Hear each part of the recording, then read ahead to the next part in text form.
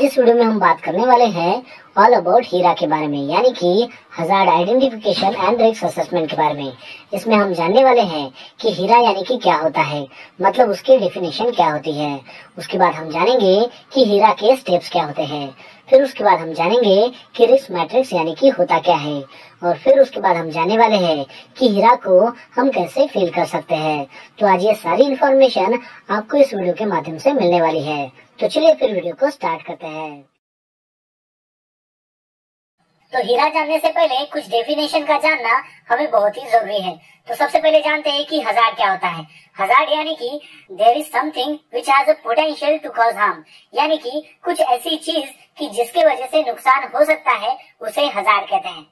फिर उसके बाद है रिस्क। रिस्क यानी कि सेवरिटी बाय प्रोबेबिलिटी, मतलब सेवरिटी मीन्स यानी कि कॉन्सिक्वेंसेस, यानी कि उसका परिणाम, यानी कि जो भी हजार्ड है उसका उस कंडीशन के ऊपर क्या परिणाम हो रहा है, वो यानी कि सेवरिटी। अब देखते हैं कि प्रोबेबिलिटी क्या। अब प्रोबेबिलिटी यानी कि चांस ऑफ ऑकरेंस, यानी कि उसे लाइक्लीहुड भी कहते हैं, यानी कि उस हजार्ड से जो भी इम्पैक्ट होने वाला है उसका कितना चांस है, वो यानी कि प्रोबेबिलिटी। चलिए अब जानते हैं कि हीरा क्या होता है। हीरा यानी कि हजार्ड आइडेंटिफिकेशन रिस्क असेसमेंट। हीरा एक ऐसी प्रोसेस है, एक ऐसे डॉक्यूमेंट है कि जिसमें क्या होता है कि कोई एक्टिविटी को कंसीडर किया जाता है और उस एक्टिविटी में होने वाले जो भी हजार्ड्स है उसको आइडेंटिफाई किया जाता है। फिर वो जो आइडेंटिफाई किए गए जो हजार्ड्स है उसकी जो रिस्क है उसको इवेल्युएट किया जाता है और इवेल्युएट होने के बाद उसमें जो सुटेबल कंट्रोल मेजर्स है वो अप्लाई किए जाते हैं। अब सुटेबल जो कंट्रोल मेजर्स है वो अप्लाई जब करते हैं तब उसका जो रिस्क लेवल है कि जिसकी वजह से जो भी हार्म होने वाला है वो मिनिमाइज हो जाता है, उसे हीरा कहते हैं। तो चलिए देखते हैं कि हीरा के स्टेप्स क्या है। हीरा के टोटल 6 स्टेप्स है। तो चलिए अब जानते हैं कि वो 6 स्टेप्स क्या है। सबसे पहले आता है आइडेंटिफाई द एक्टिविटी, यानी कि कौन सी एक्टिविटी है जिसके ऊपर आपको हीरा बनाना है, वो एक्टिविटी सबसे पहले आपको कंसीडर करना है। सेकंड पॉइंट आता है हजार्ड आइडेंटिफिकेशन। अब आपने क्या किया कि एक्टिविटी को कंसीडर किया, अब आपको उस एक्टिविटी में क्या हजार्ड आने वाले हैं वो आइडेंटिफाई करना है। फिर थर्ड पॉइंट आता है रिस्क असेसमेंट। अभी आपने क्या किया कि पहले एक्टिविटी को कंसीडर किया, फिर उसका हजार्ड फाइंड आउट किया। अब उस हजार्ड में क्या रिस्क छुपी हुई है वो आपको फाइंड आउट करना है। तो वो आप कैसे फाइंड आउट करेंगे, तो उसके लिए आपको रिस्क मैट्रिक्स की मदद लेनी है। फिर फोर्थ पॉइंट आता है कंट्रोल मेजर्स, यानी कि सबसे पहले आपने एक्टिविटी को आइडेंटिफाई किया, फिर उसके हजार्ड आइडेंटिफाई किए, फिर उसमें क्या रिस्क छुपी हुई है वो आपने आइडेंटिफाई किया by the help of risk matrix. अब आपको उस रिस्क को कम करने के लिए कंट्रोल मेजर्स अप्लाई करने हैं। फिर उसके बाद आता है रिकॉर्ड द फाइंडिंग्स, यानी कि ये जो सारी चीजें आपने की, पहले कंसीडर किया एक्टिविटी को, फिर हजार्ड फाइंड आउट किया, फिर रिस्क फाइंड आउट किया और फिर जो है कंट्रोल मेजर्स अप्लाई किए, इसको आपको रिकॉर्ड में रखना है। और फिर उसके बाद आता है इम्प्लीमेंटेशन एंड रिव्यू, और फिर आपने ये जो रिकॉर्ड बनाया है इसको आपको साइड पर इम्प्लीमेंट करना है। और इम्प्लीमेंटेशन करने के वक्त आपको देखना है कि कहीं पर भी अगर मान लो लैप्सेस है तो इसका बार बार आपको रिव्यू करते रहना है। चलिए अब जानते हैं कि रिस्क मैट्रिक्स होता क्या है और उसकी रेटिंग कैसे दी जाती है। तो सबसे पहले आपको ध्यान रखना है कि रिस्क यानी कि क्या होता है, सेवरिटी बाय प्रोबेबिलिटी। तो अब आप ये कैसे फाइंड आउट करेंगे कि सेवरिटी कितनी है और उसकी प्रोबेबिलिटी कितनी है, तो उसके लिए आपको ये जो रिस्क मैट्रिक्स है ये आपको सहायता करेगा। तो चलिए कंसीडर करते हैं एक कोई एक्टिविटी कि जिसके जरिए आपको पता चल जाएगा कि इसकी प्रोबेबिलिटी क्या है और उसकी सेवरिटी क्या है। चलिए कंसीडर करते हैं कि कुछ ग्रुप ऑफ पर्सन्स है वो मेसनरी का काम कर रहे हैं, वो भी हाइट पर। अब ये जो 4 मेसन है वो 10 मीटर की हाइट पर काम कर रहे हैं और वो स्कैफोल्डिंग का इस्तेमाल कर रहे हैं। और कुछ दूसरी टीम जो है वही काम कर रही है मेसनरी वर्क का, लेकिन 3 मीटर की हाइट पर कर रही है। अब इसमें देखिए कि जो 10 मीटर पे काम कर रहे हैं 4 लोग और यहाँ पर जो है 3 मीटर पर काम कर रहे हैं, अब इन दोनों में जो रिस्क लेवल है वो कम ज्यादा है। जैसे कि जो 10 मीटर पर काम कर रहा है वो थोड़ा ज्यादा ही रिस्क में है और जो 3 मीटर पर काम कर रहा है वो थोड़ा कम रिस्क में है। तो इससे हमें ये पता चलेगा कि पहली जो टीम है जो 10 मीटर पर काम कर रही है उसका जो सेवरिटी रेट है वो एक तो हाई होगा, यानी कि वो एक तो 5 होना चाहिए या फिर 4 होना चाहिए, क्योंकि जब वो ऊपर से नीचे गिरेंगे तो उसमें जो है उनको काफी इंजुरी हो सकती है और शायद हो सकता है कि फटल एक्सीडेंट भी हो। लेकिन जो टीम 3 मीटर की हाइट पर काम कर रही है वो अगर नीचे गिरेगी तो हो सकता है कि उनको चोट ना लगे या फिर ये भी हो सकता है कि वो जो उनको इंजुरी हो रही है वो कम मात्रा में हो। तो चलिए सबसे पहले देखते हैं कि ये जो ऊपर वाली जो टीम है, जो टीम ए है, जो 10 मीटर पे काम कर रही है, उसकी सबसे पहले हम सेवरिटी और प्रोबेबिलिटी निकालते हैं। तो उसकी जो सेवरिटी रेट जो हो जाएगा, जब वो आदमी नीचे गिरेगा तो उसका फटल एक्सीडेंट भी हो सकता है, तो उसका जो रेशो रहेगा वो रहेगा 5, यानी कि उसकी जो सेवरिटी आएगी वो रहेगी 5। और फिर अब देखते हैं कि प्रोबेबिलिटी, अब उसका चांस कितना है। अब देखिए चांस कितना है, यानी कि हमें ये कंसीडर करना है कि वहां पर अगर मान लो कि 10 मीटर हाइट पर वहां पर मिड रेल नहीं है, टॉप रेल नहीं है, और उसने जो हार्नेस है वो पहना है लेकिन कहीं पर एंकर नहीं किया है, तो वहां पर जो है प्रोबेबिलिटी जो है वो बढ़ जाती है उसकी नीचे गिरने में। ठीक है, तो वो जो प्रोबेबिलिटी हो जाएगी वो कितनी हो जाएगी 5, यानी कि 5 इंटू 5 कितना हो जाएगा 25। तो 25 देखिए यहाँ पर कितना है, वो रेड में है, यानी कि इसका जो रिस्क लेवल है वो रेड है, यानी कि वो हाई है। अब कंसीडर करते हैं टीम बी। अब टीम बी देखिए वो 3 मीटर पर काम कर रही है, यानी कि उसके जो नीचे गिरने के बाद जो भी इम्पैक्ट होगा वो इम्पैक्ट जो है वो कम हो सकता है, यानी कि उसको चोट नहीं भी पहुंच सकती है, या फिर उसको इंजरी अगर होती है तो वो कम हो सकती है। तो उसका जो रेशो है वो हम दे सकते हैं यहाँ पर 2, यानी कि उसकी सेवरिटी कितनी आएगी 2। अब उसकी देखना है हमें प्रोबेबिलिटी कितनी है, यानी कि ये कितना चांस है उसको नीचे गिरने का। अब देखिए कि ये 3 मीटर की हाइट पर जब वो काम कर रहे हैं, तो मान लो वहाँ पर मिड रेल है, टॉप रेल है, और उसने बाकायदा जो है अपना फुल बॉडी हार्नेस एंकर नहीं किया है, लेकिन फिर भी अगर मान लो उसका बॉडी बैलेंस बिगड़ जाता है तो वो रेलिंग के साथ टकराएगा, तो उसकी जो प्रोबेबिलिटी हो जाएगी वो हो जाएगी कम। तो उसकी प्रोबेबिलिटी हम यहाँ पर लिखते हैं 2, यानी कि 2 इंटू 2 कितना हो जाएगा 4, यानी कि 4 यानी कि ग्रीन। सो ग्रीन जो है वो उसकी रिस्क लेवल जो है वो लो है। चलिए अब देखते हैं कि हीरा हमें कैसे बनाना है और उसका फॉर्मेट कैसे होता है। तो चलिए देखते हैं। तो ध्यान में रखिए कि जब भी आपको हीरा बनाना है तो सबसे पहले आपको एक्टिविटी को कंसीडर करना पड़ता है।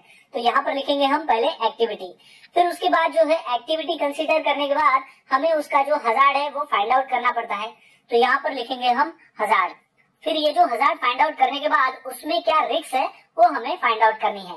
तो यहाँ पर लिखेंगे हम रिस्क, फिर उसके बाद ये जो हमने एक्टिविटी ली है उसके लिए हमारे पास क्या एग्जिस्टिंग कंट्रोल है वो हमें इसमें लिखना है। फिर उसके बाद आता है प्रोबेबिलिटी रेटिंग जो हमने इसके पहले देखा था, फिर है सेवरिटी रेटिंग, और फिर जो इन दोनों का जो इम्पैक्ट लेवल है, जैसे कि इसके पहले हमने देखा था लो हो गया, मीडियम हो गया, हाई हो गया, ये जो लेवल है वो हमें इसमें लिखना पड़ता है, यानी कि उसके बाद आ गया आपका इम्पैक्ट लेवल। फिर उसके बाद आता है एडिशनल कंट्रोल मेजर्स। इसके पहले जो हमने देखा था वो था एग्जिस्टिंग कंट्रोल मेजर्स, यानी कि कोई भी काम चालू करने से पहले आप कौन से कंट्रोल्स जो है वो इस्तेमाल कर रहे हो उसे कहते हैं एग्जिस्टिंग कंट्रोल मेजर्स। और एडिशनल कंट्रोल मेजर्स यानी कि काम करने के वक्त आप कौन से कंट्रोल मेजर्स यूज करते हो वो एडिशनल कंट्रोल मेजर्स में आता है। फिर उसके बाद आता है रेसिडुअल इम्पैक्ट, यानी कि इसके पहले जो हमने देखा था कि इम्पैक्ट लेवल जो है वो हाई आता है, मीडियम आता है, लो आता है, उसको जो है हमें एडिशनल कंट्रोल मेजर्स देने के बाद में उसको लो कैटेगरी में कन्वर्ट करना है, तो वो आएगा अपना रेसिडुअल इम्पैक्ट। अब ये जो रेसिडुअल इम्पैक्ट है ये किसके ऊपर डिपेंड है, तो ये एडिशनल कंट्रोल मेजर्स के ऊपर। जब हमने एडिशनल कंट्रोल मेजर कंसीडर किए तो उसके बाद जो उसका रिस्क लेवल है वो कम हो जाएगा, तो वो कम हो जाएगा तो वो रेसिडुअल इम्पैक्ट में आएगा। और लास्ट में आता है एक्शन बाय। एक्शन बाय यानी कि वो जो एक्टिविटी है उसके लिए जिम्मेदार कौन है, वो कौन रिस्पॉन्सिबल है, उसका उसमें नाम आएगा। जैसे कि इंजीनियर हो गया, सुपरवाइजर हो गए, मैनेजर हो गए, तो ये एक्शन बाय में आएंगे। चलिए अब कंसीडर करते हैं एक एक्टिविटी और उसके अनुसार ये हीरा हम फिलअप करते हैं। Unloading from vehicle and stacking of reinforcement बार, यानी कि मान लीजिए कि एक ट्रेलर के ऊपर जो है वो रेनफोर्समेंट स्टील है और वो जो रेनफोर्समेंट स्टील है वो आपको अनलोड करना है और बाकायदा उसको स्टैकिंग करना है, तो वो एक्टिविटी हमने सबसे पहले कंसीडर किया। अब देखते हैं कि इस एक्टिविटी में क्या हजार्ड आ सकता है। अब देखिए कि वो जो ट्रेलर है तो उसके साथ में अगर मान लो आजू बाजू में कोई अगर व्हीकल चलती रहती है तो क्या होगा कि जो व्हीकल मूवमेंट है वो एकदम रश हो जाएगी, तो रश व्हीकल मूवमेंट ये आपका हजार्ड आएगा। सेकंड आएगा कि जब आप ये व्हीकल रिवर्स करते हो तो वो भी एक हजार्ड आएगा, तो रिवर्सिंग ऑफ द व्हीकल ये एक हजार्ड आएगा। फिर उसके बाद आएगा कि जो रेनफोर्समेंट स्टील बार है उसमें अगर मान लो शार्प एजेस है और वो जो अगर आप अनलोड कर रहे हो तो वो जो शार्प एज है वो भी एक हजार्ड है, तो यानी कि unloading of sharp edge rebars ये भी एक हजार्ड है। फिर उसके बाद आएगा कि मान लो आपने अनलोडिंग तो कर लिया लेकिन उसको प्रॉपरली स्टैक नहीं किया, यानी कि इम्प्रॉपर स्टैकिंग, तो वो भी एक हजार्ड है। अब देखिए कि पहले एक्टिविटी कंसीडर की, फिर हजार्ड, और हजार्ड के बाद जो भी पॉसिबल आउटकम्स है वो आएंगे। यानी कि कोई आदमी ऊपर में काम कर रहा है और वो नीचे गिर गया तो उसको इंजरी हो गई, तो उसकी जो इंजरी है वो पॉसिबल आउटकम में आएगी। तो चलिए अब देखते हैं कि इसमें रिस्क क्या है। तो सबसे पहले जो हमने 1000 देखा था, रश व्हीकल मूवमेंट। अब मान लो बहुत सारा रश हो गया तो उसमें क्या होगा कि जो भी वर्कमैन है उसको इंजरी हो सकती है, यानी कि इंजरी टू वर्कमैन, ये उसकी रिस्क आएगी, यानी कि वो उसका पॉसिबल आउटकम आएगा।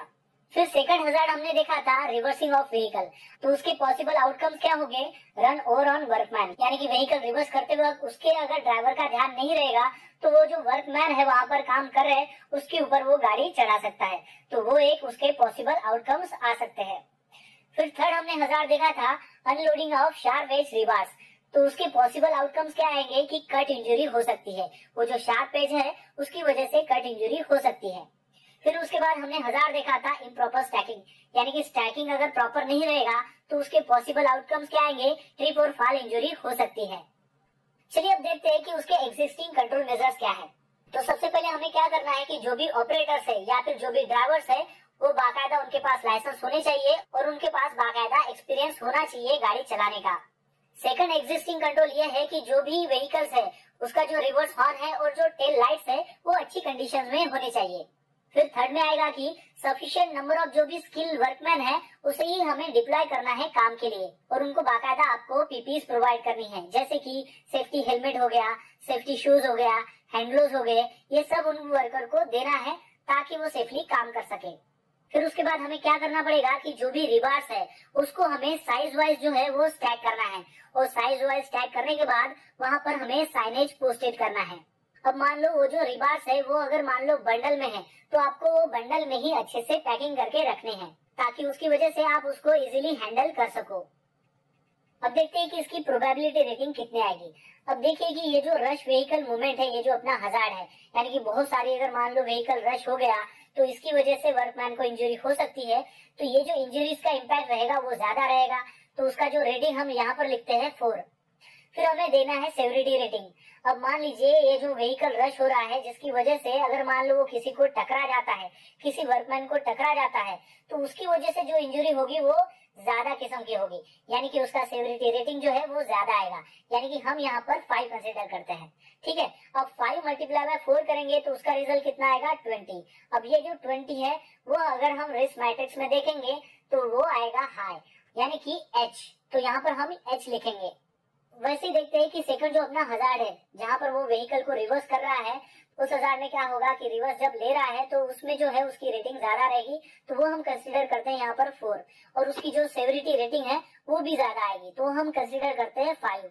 अब 5 मल्टीप्लाई बाय 4 हो जाएगा 20, इसका मतलब उसका जो इम्पैक्ट लेवल रहेगा वो रहेगा हाई। अब देखते हैं कि तीसरे 1000 की रेटिंग हम कैसे देंगे। अब ये जो 1000 है unloading of sharp edge rebars, तो उसकी जो प्रोबेबिलिटी है वो हाई लेवल से कम हो सकती है, तो यहाँ पर हम जो है वो 3 कंसीडर करेंगे।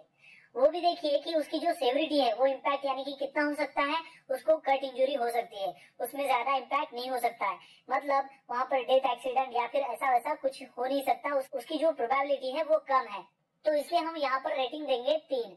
तो यानी कि 3 मल्टीप्लाई 3 कितना हो गया, 9, यानी कि ये जो इम्पैक्ट लेवल है वो आएगा मीडियम।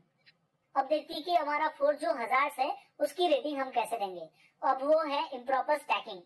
अब इम्प्रॉपर स्टैकिंग के बाद क्या होगा कि जो पॉसिबल आउटकम्स है वो ट्रिप होना या फिर फॉल इंजरी होना ये हो सकता है, मतलब यहाँ पर फटल एक्सीडेंट या फिर मेजर एक्सीडेंट नहीं हो सकता, तो इसकी जो प्रोबेबिलिटी है ये क्या हो जाएगी, कम हो जाएगी, तो वो आएगा 3, और इसकी सेवरिटी रेटिंग भी कम हो जाएगी, तो उसको भी हम लिखते हैं 3, यानी कि 3 मल्टीप्लाई बाय 3 कितना हो गया, 9, और ये आएगा मीडियम में।